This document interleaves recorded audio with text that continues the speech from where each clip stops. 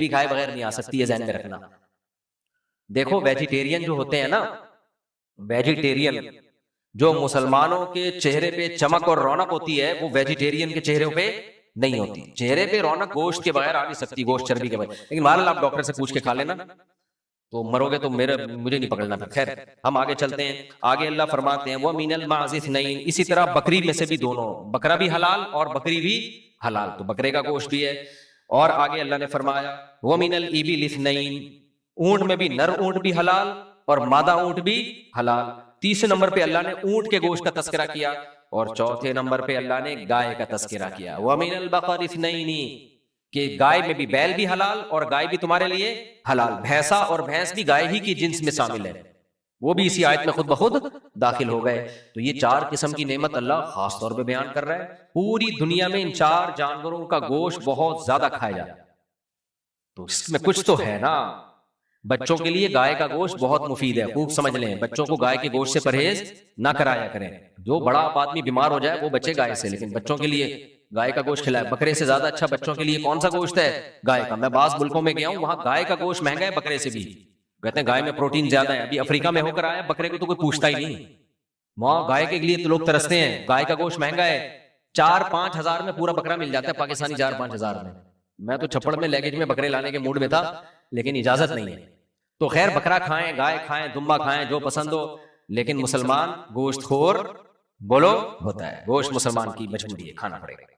ہم ویجیٹیرین ہو نہیں سکتے. ہمارے مذہب نے اتنی ساری گوشت کی فضائل ہمیں بیان کر دی ہیں کہ اب مجبوری ہے ہماری، گوشت کھانا ہماری مجبوری بن چکے. انٹرنیٹ پہ آ رہے ہیں بہت سارے نا ہندو ڈاکٹروں کے کلپ آ رہے ہوتے ہیں، گوشت میں یہ نقصان ہے، یہ سبزی کھایا کرو، یہ کھایا کرو.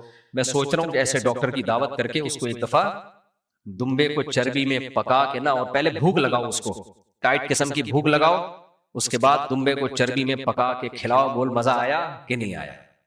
تو وہ کہے گا آپ سے گوشت کھاؤں گا. خیر ہمارے ایک دوست کے ساتھ واقعہ ہوا. ہمارے بھائی، میرے بڑے بھائی تو اسٹاک ایکسچینج میں نا، تو وہاں ایک ہندو، وہ گوشت نہیں کھاتے تھے، ان کے دوست تھے. بھائی نے اس کو سمجھایا کھاؤ. ایک دن گوشت کی بریانی کھلائی، وہ بڑا خوش. اگلے دن وہ بھائی نے اس سے پوچھا کہ وہ آیا، کہتا اب تو میں دبا کے گوشت کھا رہا ہوں نا. چند دن بعد آئے. بھائی نے کہا گوشت تو مہنگا ہے، کیسے اتنا گوشت کیسے خرید رہے ہو؟ کہہ رہے جتنے کوے منڈیر پہ بیٹھے سب کھا گیا. یا تو کھا نہیں رہے تھے، اب کھانے پر ہے تو کیا کھانا شروع کر دیا، سارے کوے کھا. اللہ بچائے. آگے ہم چلتے ہیں. یہ اسی میں آیت آئی وَعَلَى الَّذِينَ هَادُوا حَرَّمْنَا عَلَيْهِمْ شُحُومَهُمْ وَمِنَ الْبَقَرِ وَالْغَنَمِ حَرَّمْنَا عَلَيْهِمْ شُحُومَهُمْ. اللہ کہتے ہیں گائے کی چربی بھی حرام کی تھی ہم نے یہودیوں پر، اور بکرے اور بکریوں کی چربی بھی حرام کی تھی. چربی نہیں کھانا، تم خالی گوشت کھاؤ کھرو.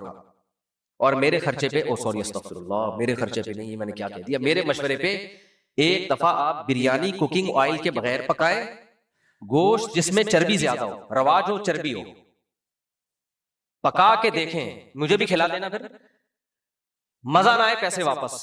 نہ وہ پیٹ پہ بوجھ بنے گی. کوکنگ آئل میں پکی ہوئی بریانی لذت میں بھی کم ہوتی ہے اور میدے پہ بوجھ بھی بنتی ہے. کوکنگ آئل نہ ڈالیں آپ اس میں. آپ کیا کریں، اسی کا جو گھی ہے نا، یعنی گوشت ایسا لیں جس میں چربی زیادہ ہو، رواج زیادہ ہو، رواج بھی چربی ہی کی طرح کا ہوتا ہے، اس میں آپ پکائیں، مزہ نہ آئے پیسے واپس. اور باسمتی چاول ہونا چاہیے، سیلا چاول نہیں. سیلا چاول پیڑ میں ایسے پتھر بنتا ہے جا کے. تو باسمتی چاول میں، چربی والے گوشت میں آپ بریانی پکائیں، آئل الگ سے نہ ڈالیں، مزہ نہ آئے پیسے واپس. اگر پھر بھی پیٹ خراب ہوا تو وہ مسالے کی وجہ سے ہوگا، جو آپ نے بازار کا مسالہ لیا ہے، یہ بتا رہا ہوں. اگر مسالہ بھی گھر کا ہو تو پھر بالکل پیٹ خراب نہیں ہوگا، اور بہت جلدی ہضم بھی ہو جائے گی، گھر کا مسالہ ہو. اگر آگے چلتے ہیں، ہم بولیں گے کون سا کچن چینل کھول کے بیٹھ گیا ہوں میں. تو اللہ نے اس میں بھی بتایا کہ بھائی آگے ہم چلتے ہیں، بس جلدی جلدی. قل تعالوا اتل ما حرم ربکم علیکم. اب مشرکین نے نا خامخواہ کی چیزیں، گوشت نہیں کھاؤ تو یہ نہیں کھاؤ تو فلاں، جیسے ہندو لوگ بھی اپنے مذہب کے حساب سے یہ کہتے ہیں بھائی سبزیاں کھاؤ، گوشت کیوں کھا رہے ہو.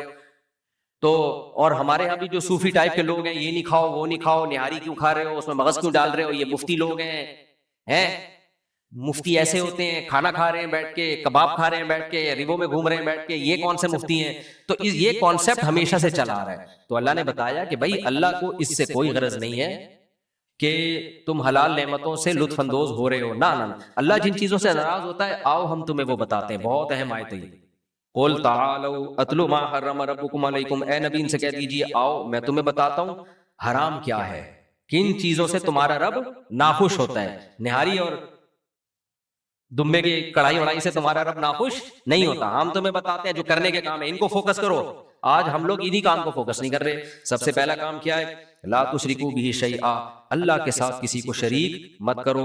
व बिल वालिदैनि इहसाना, अल्लाह के बाद सबसे बड़ा हक किसका है? माँ बाप का।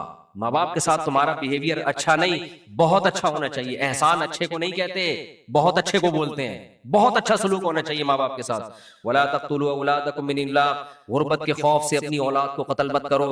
माँ के पेट में प्रेगनेंसी को जाया कर देना कि हमारी आमदन कम है, वो भी इसी कत्ल में दाखिल है। क्यों? अल्लाह फरमाते हैं नहनु नरज़ुकुकुम व इय्याहुम, तुम्हें भी हम रोजी देंगे, उनको भी रोजी देंगे। वो तुम्हारी औलाद बाद में, हमारी मखलूक पहले है। नस्ल रोकना भी इसी में दाखिल है, क्योंकि हम नस्ल रोकते हैं ये क्या कि अपनी औलाद को, इंसानों को रोक रहे हैं। अल्लाह कहते हैं ये मेरी मखलूक पहले है। तो इंसान को दूसरी मखलूक पर तो अल्लाह ने तसर्रुफ दिया है, जानवरों पर। खुद इंसान को इंसान पर हक नहीं है कि वो ये फैसला करे कि कितने इंसान दुनिया में आएंगे, कितने नहीं आएंगे। तो इसलिए ये काम तुम छोड़ दो। ये रिस्क किसके हाथ में है? अल्लाह के हाथ में।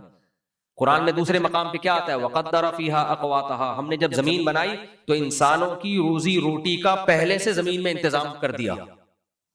आप मुझे एक बात बताओ, आप जब घर में खाना पकाते हो तो जितने मेहमानों को बुलाया होता है उससे कम का पकाते हो या एहतियातन ज्यादा का पकाते हो? अल्लाह ने इंसानों को पैदा करना है, तो ये कैसे मुमकिन है कि रोजी रोटी कम हो जाए और आबादी बढ़ जाए? इसका मतलब खुदा का निजाम नाक़िस है। फिर क़द्दर फ़ीहा अक़वातहा, कुरान कह रहे हैं जमीन में इंसानों के लाने से पहले मैंने खुराक के ज़खायर रख दिए थे और अंदाजा मैनेजमेंट थी। हर चीज अपने टाइम पे दरियाफ्त होगी। मैनेजमेंट का ये मतलब है पहले से नजर नहीं आएगा कुछ भी, आबादी आती रहेगी और वसाइल दरियाफ्त होते चले जाएंगे। कोई सोच सकता था कि सूरज से हम इतनी बिजली बनाएंगे?